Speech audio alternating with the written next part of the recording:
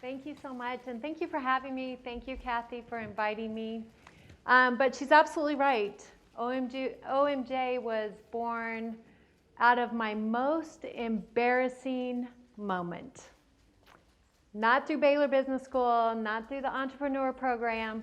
I did come to Baylor a very, very, very long time ago. I came here to run track. Sight unseen, I never stepped foot on Baylor campus, and I came from Colorado because my parents told me I had to go to a Christian university if I left the state of Colorado. So I just started calling track coaches around the country and said, hey, can I come and run track for you? And Coach Hart was kind enough to offer me that opportunity. So I landed at Baylor in 1983, and I got a degree after 5 years.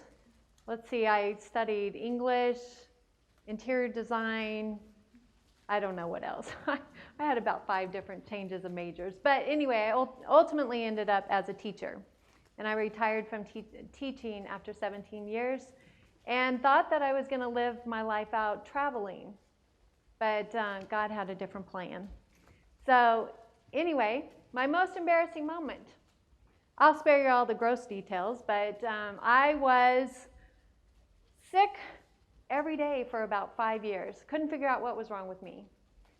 At that same time, I had been in a car accident and I was going through a lot of pain. I was deeply dependent upon pain meds. And I had a friend who kept telling me that food was my answer. And I looked at her, and no offense to any vegans, vegetarians, whatever you might be in this class, but I was looking at her going, no, you're weird. And so she just kept telling me, she kept pouring into me, and she would bring me smoothies every day, and she'd bring me juice, and she's like, you got to get off that crap. It's not good for you. Well, I went to the airport, and I was on my way to Costa Rica, ate at a restaurant that I will not name, and I got on a plane, and I was sicker than I've ever been in my entire life. I'm sitting on the runway as we're taking off, not landing, taking off. And I looked at my husband and I said, Norris. And he goes, what? And I said, I'm sick. He goes, no. Because he had seen me sick before. And I said, yes. And he goes, no. He goes, you can't be sick. Like, I'm so sorry, but I'm sick. And I'm looking at the flight attendant going, I'm sick. And she goes, you can't get out of your seat. And I'm like, I'm sick. And so fast forward, all the gory details. When we landed in Costa Rica, they had to come on the plane with hazmat suits and deplane everybody, and it was just the most embarrassing moment of my life, but it was also a life-changing moment in my life because I decided I can't live like this any longer. So I get into the country of Costa Rica. I'm there for about 8 days, not a single stomach ache. And I looked at Norris and I said, it has to be the food I'm eating. It has to be. And I had no idea the power of food, none. And so that was kind of the beginning seeds of OMJ. I just had no idea what the power of food could do for your body. And so we came back to the States, and I sat down and I just committed solely to a vegan diet for 2 solid years, and all my pain went away. I was never sick again. And so today, I tell people all the time, food can change your life. And I know all of you guys are super young and probably don't have a pain ever in your body. But when you get to be old like me, things change dramatically. So, just kind of keep that in mind. And as you're hearing the story of OMJ, I'm one of the weird ones now. I'm not truly a vegan, and I'm not truly a vegetarian. I'm just solely on board with a primarily plant-based diet. And that's where OMJ came from. So anyway, the story continues. When I came to, I was actually talking about opening a juice bar in Georgia, where I came from. And when my friend and I, who were planning it together, because of God, we just went separate directions. I came to Waco. She went to Costa Rica. And my husband was offered the job as the chaplain for Baylor University. And so we came to Baylor. I drove in here on Christmas Day, and we left Christmas Day night to fly to the Fiesta Bowl in Phoenix, Arizona. The very first person I met, she was kind of standing alone. I didn't know anybody, so I start walking up to her, and I start a conversation with her. As Kathy knows me well, she knows I do that quite frequently.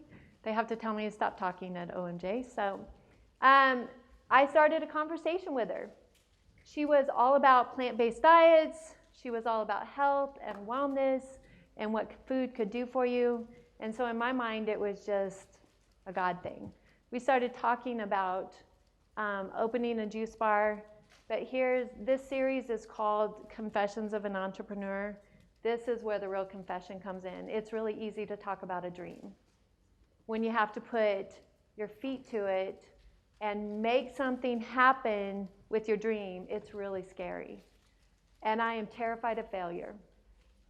And so in my mind, I was like, okay, well, we can just sit around and talk about it, and then, we'll go back home and I won't see her anymore, and I don't actually have to do anything about it.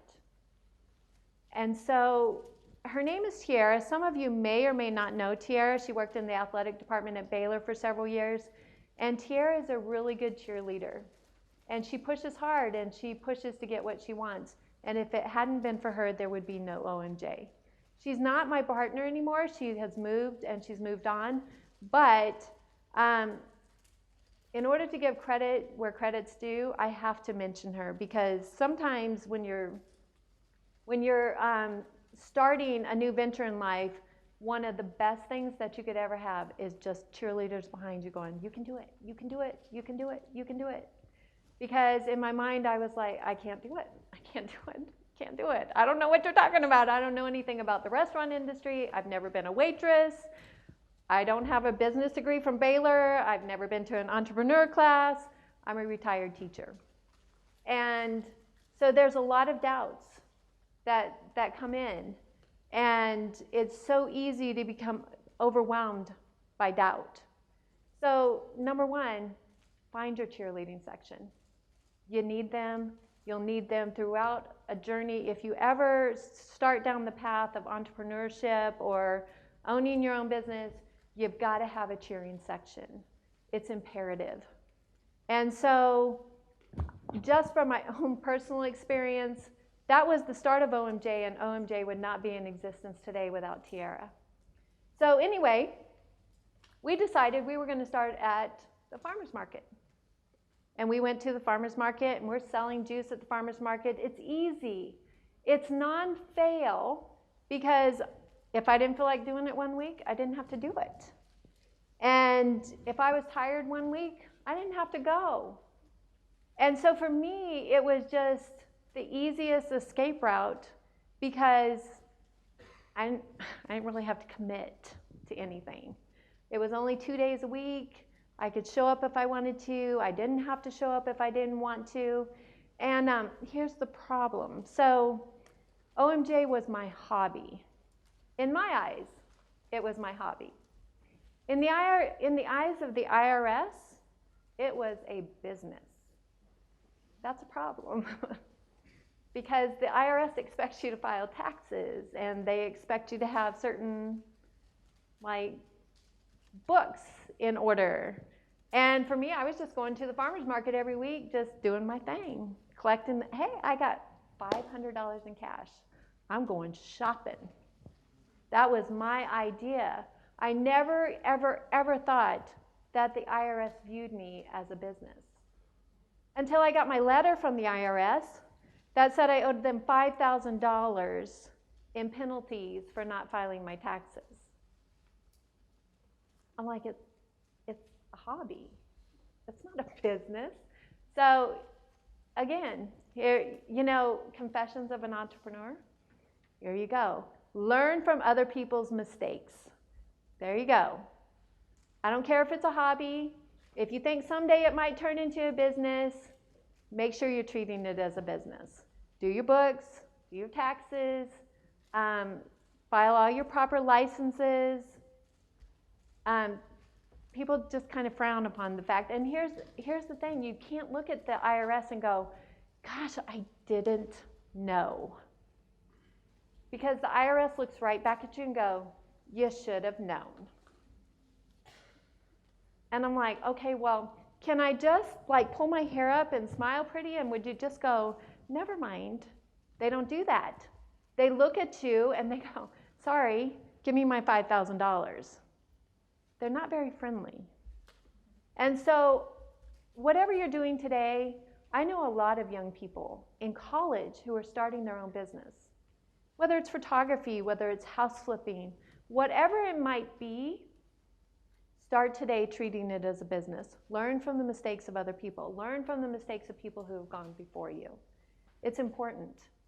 And, you know, I've got 1,000 mistakes. For everything I've done right, I've made 1,000 mistakes. So start learning from the mistakes of other people. Start talking to people who have actually owned their own business, who have gone out there and made those 1,000 mistakes, so that you don't have to make 999 of them. It's important. So anyway, I'm standing in line, talking again. And I'm talking to this guy, and I just strike up a conversation. I'm like, gosh, you know, we're just having this general conversation, and he goes, what do you do? And I'm so proud of myself. And I go, I own a juice bar. And I go, what do you do? And he goes, I'm in compliance with the Labor Department. And I was like, oh. And he goes, then he starts rattling off all the things that you're supposed to have for the Labor Department. And he goes, you are in compliance, aren't you? And I'm sitting there going, okay, I'm not a very good liar. So I'm sitting there kind of battling in my mind. Do I lie to him? Go, yes. I don't know what you're talking about, but yes. Or do I just go look at him and try and schmooze him a little bit and go, I have no idea what you're talking about. And it's always a better plan just to tell the truth. I have no idea what you're talking about. He goes, I'll set you up. Everything will be in the mail next week. And I'm thinking, thank you, Jesus, that I'm not being fined, that I'm not paying out $1,000 in penalties for not being in compliance with the Labor Department. So sometimes, you know, my favorite saying in business, and I bet the people who have worked for me, Gia, have heard this 1,000 times, you don't know what you don't know. And sometimes in business, you don't know. And you don't know you're supposed to ask that question because you don't know anything about that. And here's the thing about entrepreneurship. You're kind of caught in this meat grinder. Do I jump off head first? Do I dive in? Do I start making progress? Or do I sit down and study all the regulations, and do I find out all the licenses I'm supposed to have? Do I do all of this? Do I spend the 10 years of research that it literally would take to read everything that you know, to read everything that you need to know about a business? So you're kind of caught somewhere in between. For me, I was in the former camp. I didn't know anything. And I was so dumb that I didn't know that I didn't know anything. That's kind of a bad place to be. But it's also kind of a saving grace sometimes, because you don't have time to be scared, because you don't know what you don't know. You don't know that there's a deep end full of sharks out there that you have to swim through. All you know is that you're in the little wading pool. And I got this. This is good. I am good at my job. Because you just don't know. You don't know what is out there waiting for you. And so it's a great thing to do and to work doing something that you love to do. Whether it's photography. For me, I love talking about food. I could talk about food all day long. I can talk about recipes. I can talk about the benefits of food and what it does for your body. I can give you stories about people who have been saved by what food has done for them. I can give you my story all day long. It's a fun thing to do what you really, really love to do, and it's even better being the boss. But here's the thing.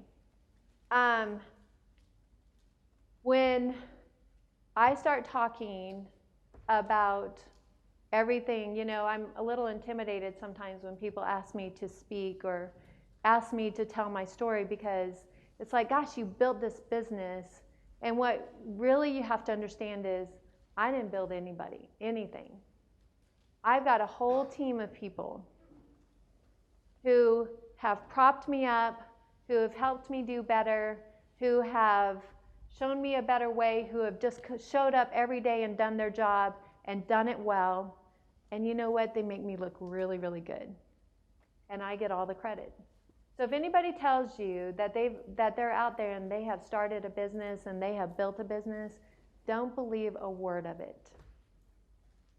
What they have done is they have had really great employees who have come behind them and come underneath them and lifted them up and made them look really, really good. And somebody walked into OMJ the other day and asked me what it was like to be a community builder. I have no clue. I know what it's like to be terrified every day. I know what it's like to walk in and make excuses to your employees every day going, gosh, I'm really working hard, I swear, right? And feeling super insecure all the time. Feeling like you just never can get through the forest for the trees. I know what that feels like. It's not about feeling super empowered all the time. It's not about having all the answers all the time. It's not about having all the knowledge that you need to jump in and dive in. A lot of times it's just the people that you surround yourself with. And I've talked about my employees, and my employees are fantastic. My employees make me look really, really good. And most of the ideas that come into the store, people ask me all the time, where do we get our recipes from? Mostly my employees. That's where the majority of them came from. And so I have employees who are willing to give up their own personal identity and their own personal gratification to help me look good.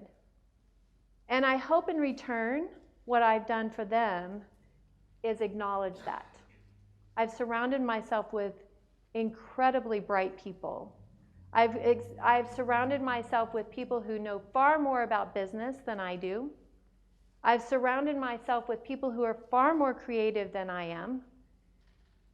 And you know what the benefit is that I look really, really good.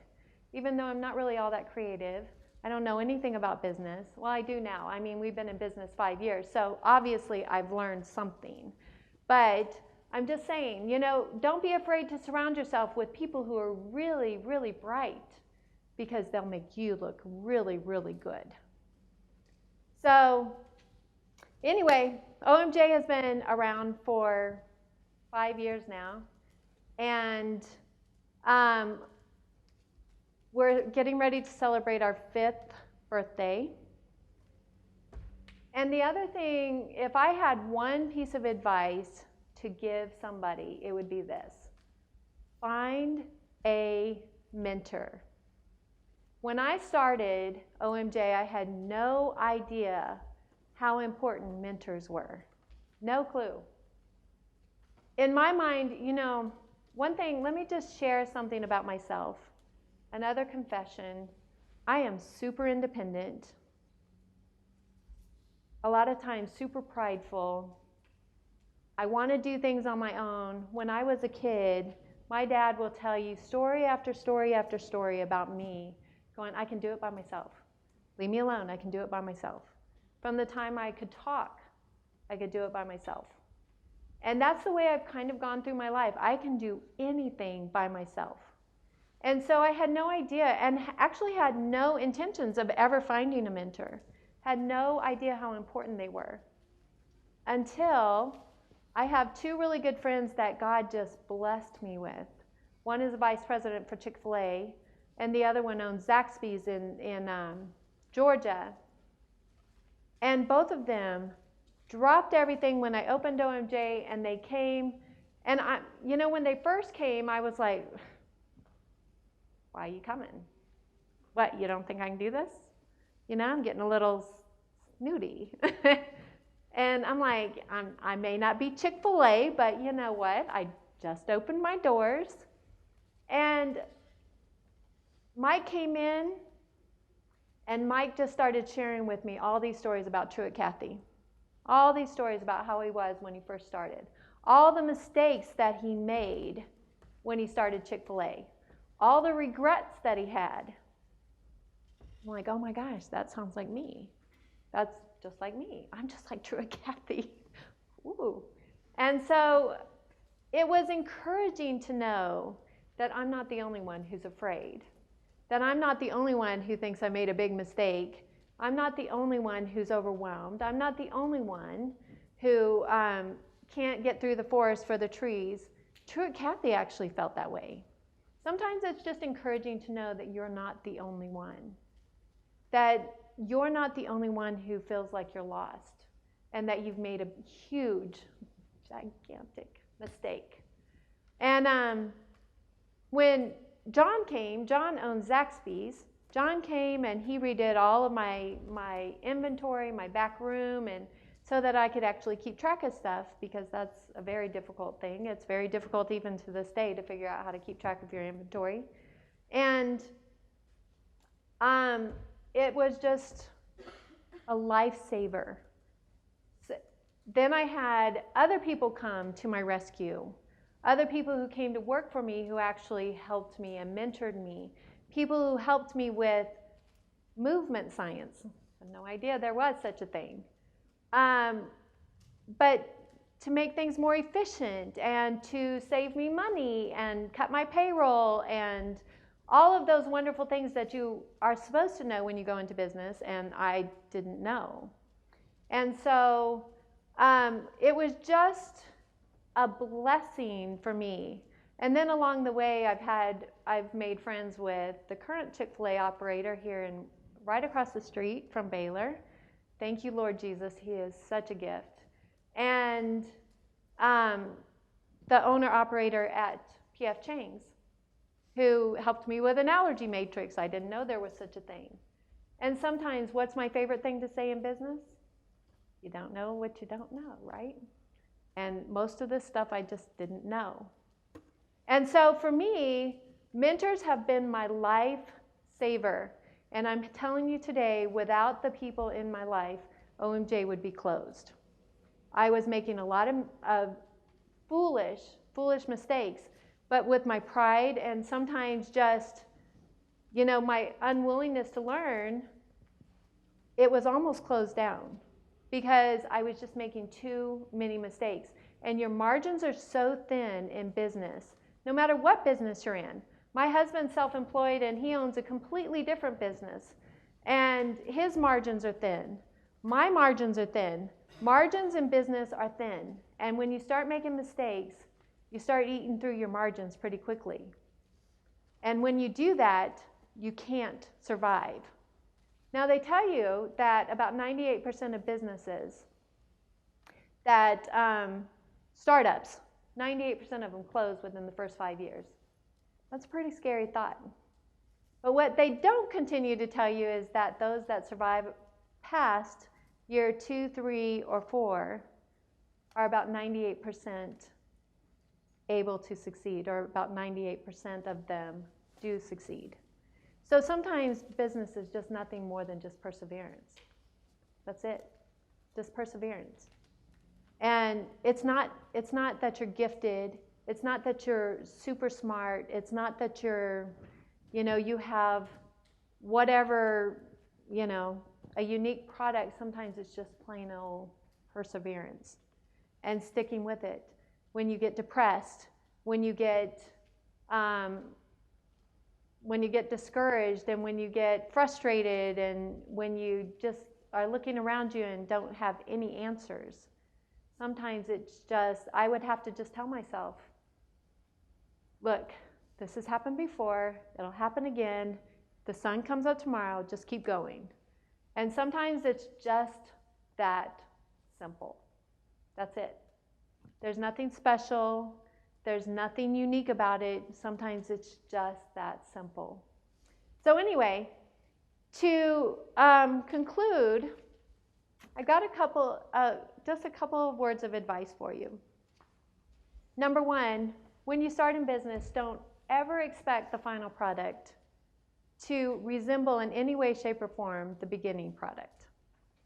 I used to think when I started a business that I had accomplished something by starting a business. What I did is I dipped the very tip of my big toe into the waters of the wading pool. And as I progressed, I'm in the deep end with all the sharks now. And sharks are competition. Sharks are people who will somehow, some way try to destroy your business. Not everybody is out there to help you. Sometimes they would like to see you fail, which is a discouraging thought for me. I'm like, who wants to see you fail? But there are people out there who want to see you fail. And, you know, so whatever the sharks may be, sometimes it's just circumstance. Sometimes it's a change of circumstance. Here in Baylor, we have gobs of construction that have closed down every major thoroughfare in Waco. University Parks, right in front of Baylor. You know, I-35, believe it or not, traffic affects business. And when people can't get places easily, they don't come. Sometimes celebration. And celebration is a good thing for Waco, but it's not necessarily a good thing for business, because you know what? Locals don't come when they know there's thousands and thousands and thousands of tourists in town.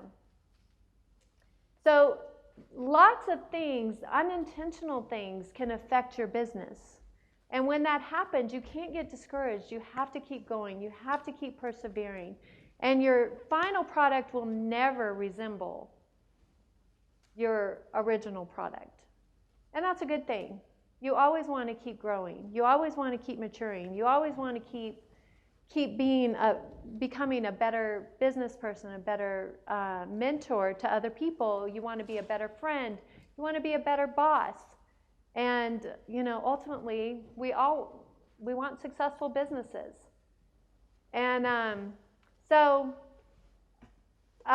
was talking to a friend of mine one day, and this is how you do that.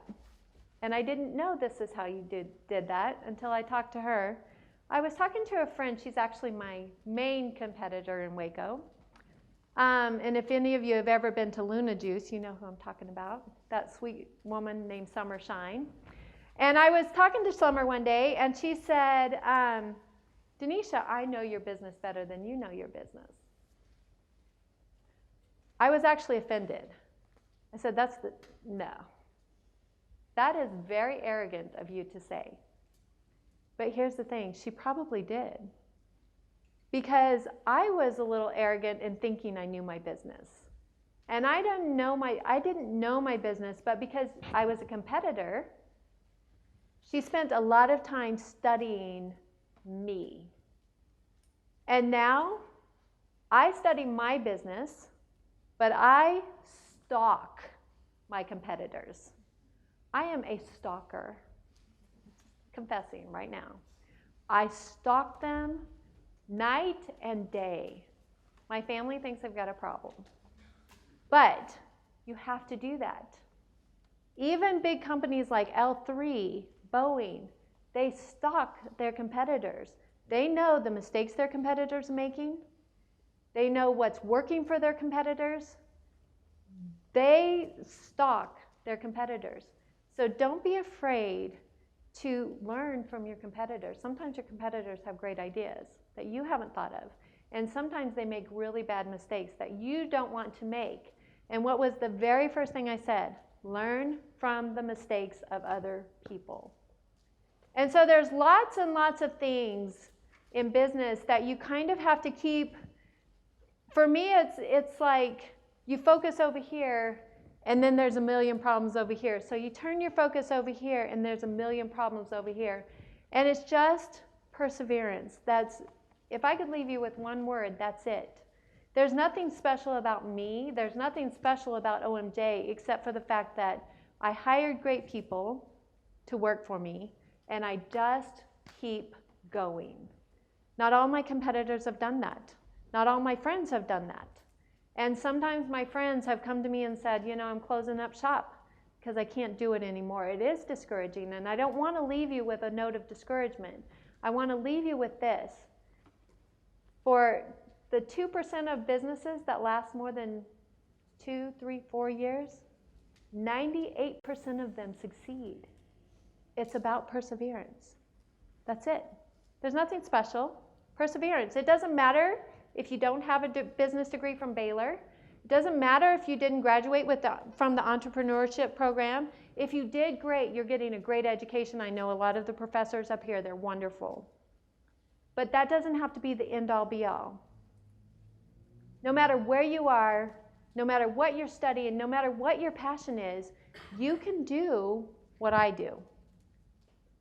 The only thing special about me is that I was so dumb that I decided I had to hire really smart people around me. And I just keep going. Maybe sometimes I'm just too dumb to stop. And so, I graduated from Baylor, so I can't be that dumb. But, I'm just saying, it's not always about your degree. It's not always about what, who you know and what you know. Sometimes it's just flat out, nobody's going to stop me. I'm going to do this, and nobody is going to stop me from doing it. I can be discouraged all I want, but nobody is going to stop me from doing it. So, just remember that that you're going to go, if you have any dreams at all of starting your own business or moving forward in a career where you're self-employed, understand that it's going to test everything about you. Everything I didn't want tested is being tested. My patience, my self-esteem, my self-worth, I guess that's the same thing. My willpower. Sometimes it's terribly discouraging, but then on the other end of that, when people actually come to you and want to interview you and go, how did you get where you were? You sit back and go, gosh, how did I get here? And I'm telling you, it's not always this person, it's these people around you that help you get there. And it's fabulous, and it's a great feeling.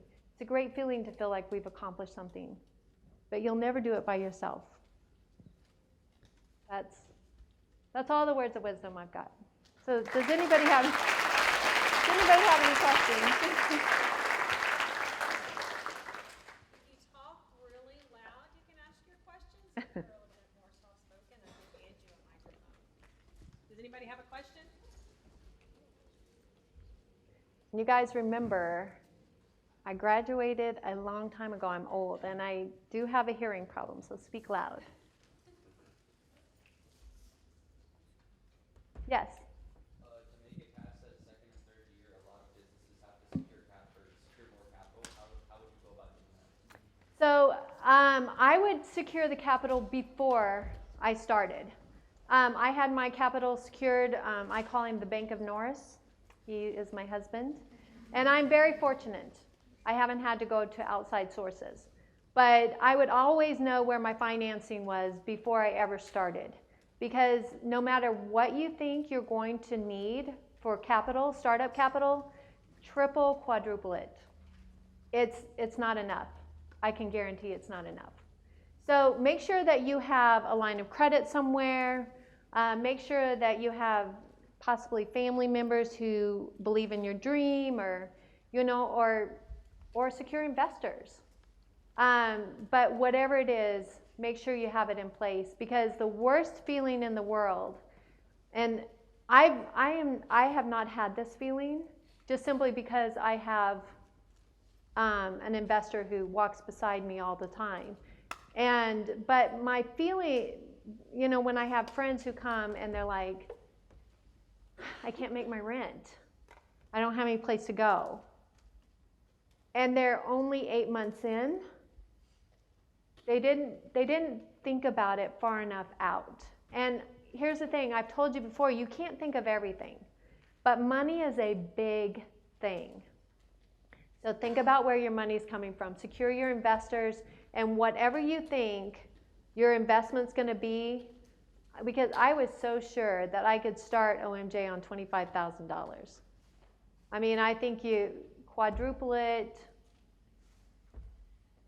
whatever, 5 times it, 6 times it. Math was not my forte. You know, whatever, make sure that you've got a place to go. Secure some either loans, revolving line of credit, some investors, family members, whatever it might be.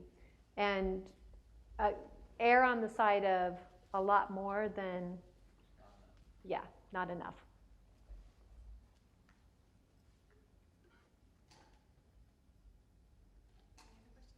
Yes? Are you happy with where your company is now? Do you see yourself expanding further by opening up more shops? So, very good question. Am I happy? I'm never happy. Never. I am incredibly competitive. So, right now in Waco, we have 3, 4 technically juice bars, smoothie shops, whatever, with 2 more moving in. And my first instinct is I want to crush them. And I mean, I'm not going to ever crush Smoothie King. I mean, let's face it. I'm OMJ, they're Smoothie King. But I want to. I mean, that's my first thought. So the first question, I'm never happy. Second question is you have to be very, very careful with expansion. Because, okay, so here we go. At the beginning, the only thing I wanted to do was expand. At the beginning, that's all I wanted to do. If I could just have a second location, I'd make more money. If I would just have a third location, I'd make money. If I was just on Baylor campus, I'd make more money, whatever it might be. And remember my friend from Chick-fil-A? He came in, and the very first thing he told me about Truett Cathy was, Truett Cathy told him his biggest mistake was opening his second location. Which just seems absurd now, right? But your second location always drains money from your first, and you could be doing very well with your first location, and all of a sudden neither locations are doing well because your second location is taking all your money from your first location. And so there was a juice company out in California that was thriving with 2 locations. So they secured investors for $10 million. They opened 10 new locations. They went bankrupt less than a year later. You have to be careful. And so for me, I've tried to learn to be content.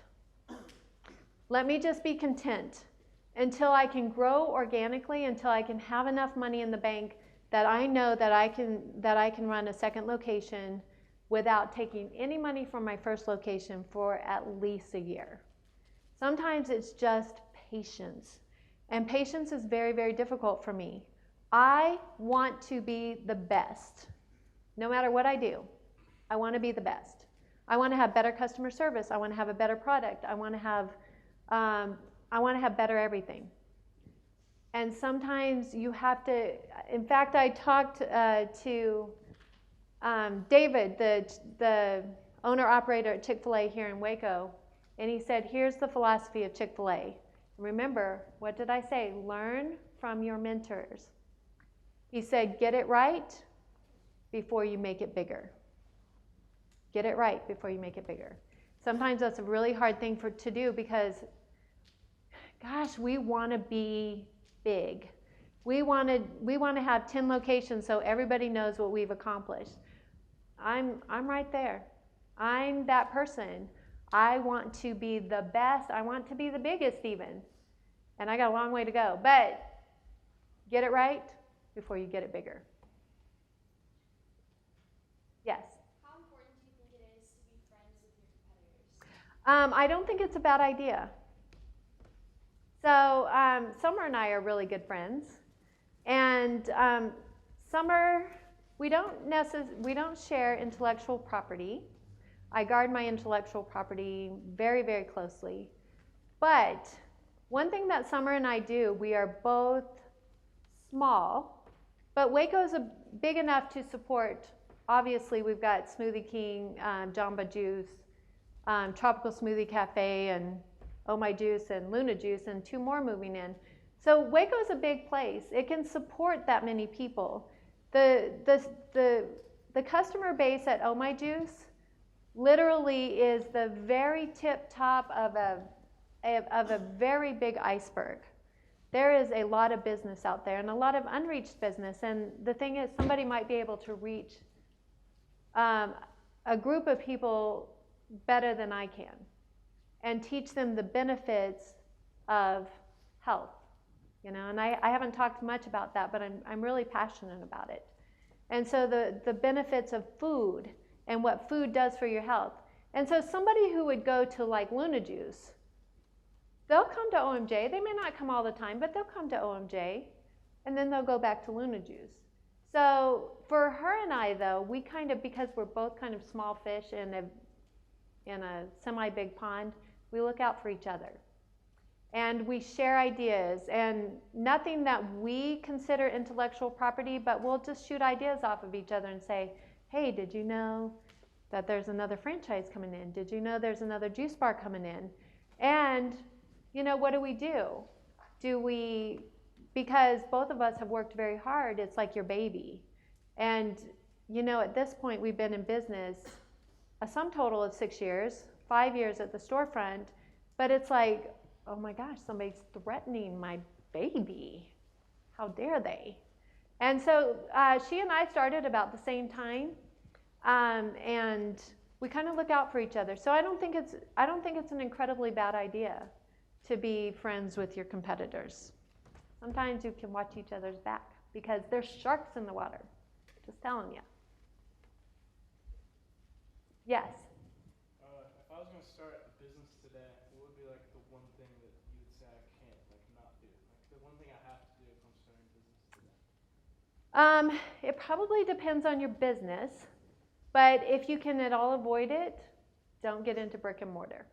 So if it's like photography or artistry of some sort, or something that you can do in a food truck, or probably the biggest mistake I feel like I made was going into brick and mortar so soon. Brick and mortar is a beast, and there's so many things that it entails, and you know, you're in bed with the fire department and with the labor department and with the health department, and you know, any one of those entities can shut you down. And I had a friend tell me one time, and I did not listen, a friend who has a very successful business, he said, don't do brick and mortar.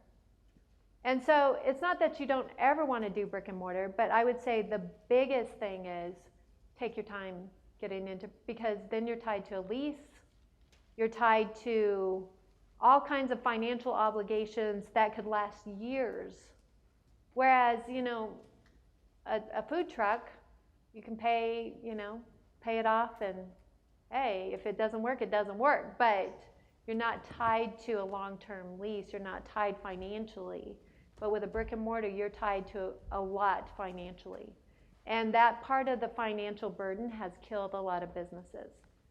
Particularly new businesses, sometimes you have to build a customer base before you actually go into a brick and mortar. And but that would be my biggest thing. I would listen to my friend at this point. He told me to get a food truck, and I didn't do it. And you know, I guess now I can say, well, yeah, I'm thankful. But if I didn't have the financing that I had, I would be closed. There's just no doubt about it. The brick and mortar would have killed me. Yes? Do you have any advice for getting a mentor? Okay, one more time, I'm sorry. Do you have any advice for getting a mentor? For getting a mentor, don't be shy.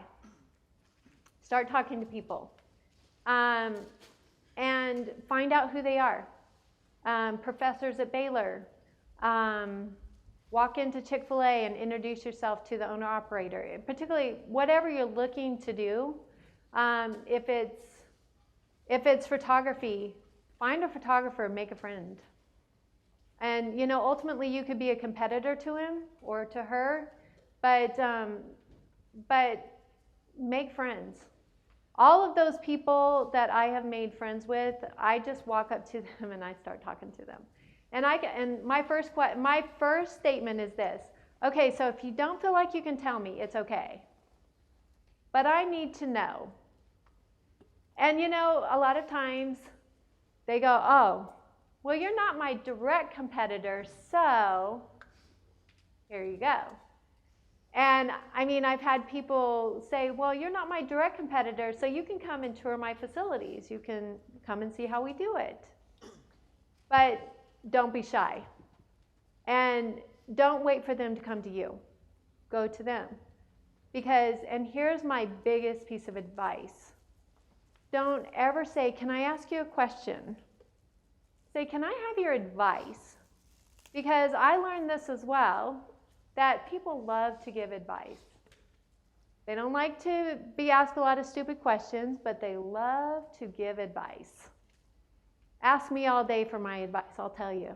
I'll tell you all day, but come up and go, hey, can I ask a question? I'm like, can you just go ask somebody else, please? But you know what? Ask me all day for my advice, I'll tell you. Use the right word, ask for their advice. And don't be shy.